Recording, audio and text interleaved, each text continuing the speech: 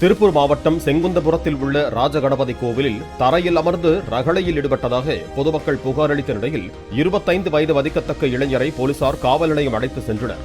விசாரணையில் இளைஞர் பெயர் அஜ்மல் கான் என்பதும் மது போதையில் தகராறில் ஈடுபட்டதும் தெரியவந்துள்ளது.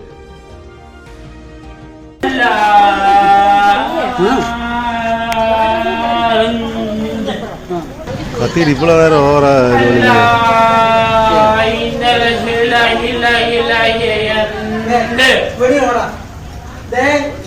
பன்னியாசி உண்மை கற்பனை நான் சொன்ன தத்தே பண்றேன். பன்னியாசி உண்மை நீ கும்பிடுறா அல்லா